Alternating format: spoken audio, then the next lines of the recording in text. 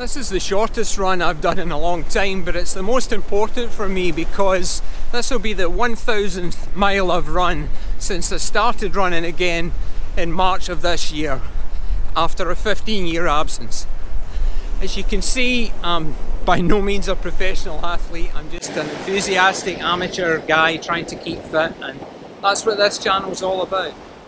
Me and some friends in our 40s, 50s and 60s are going to talk about our experiences as the older guy or gal just trying to keep fit. We'll talk about our training experience, talk about races that we've been in, we'll talk about nutrition, cross training, talk about injury recovery. I've had a couple of injuries since I started, and we'll just try and give you a perspective from the older runner for the older runner. My own experience over the last 10 months has been pretty interesting.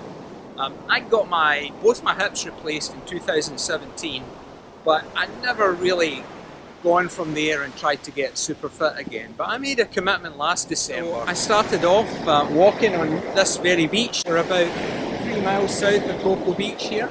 And I went for long walks on the beach in December. By late January, I was able to jog maybe 100 meters at a time, but I hated it and it was really hard.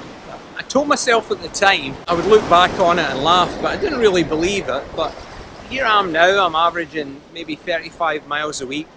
I've got a half marathon next weekend in Amelia Island that I expect to break 2 hours in.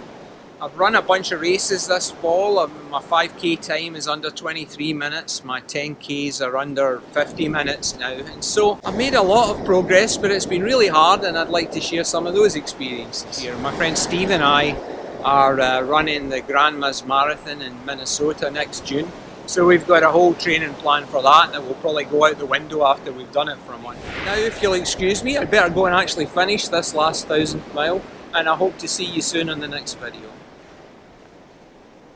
I first recorded this introduction in December of 2021, and my friend Steve and I did end up running that marathon. He had a fantastic run, 3:37.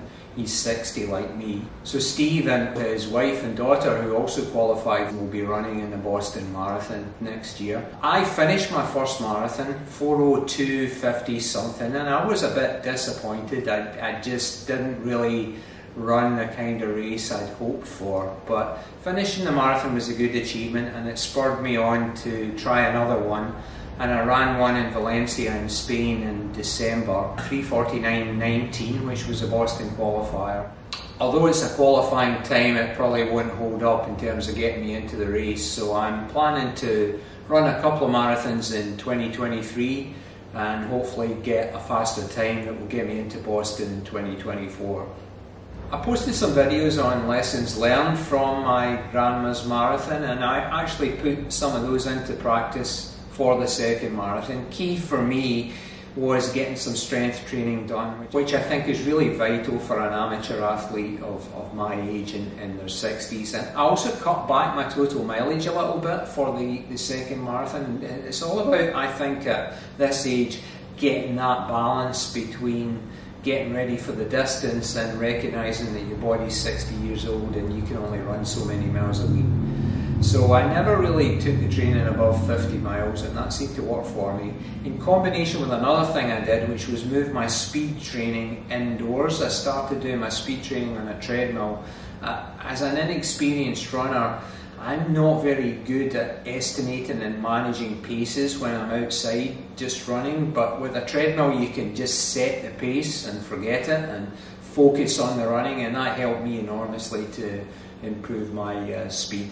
So channel focus on 2023 is going to be a bit more about training, racing, experiences of my friends, and a bit less on the shoe reviews. After spending a lot of time and money in 2022, I finally kind of settled on the kind of shoes that make the most sense for me, and so all my reviews reflect that journey, and it's one I don't plan to repeat.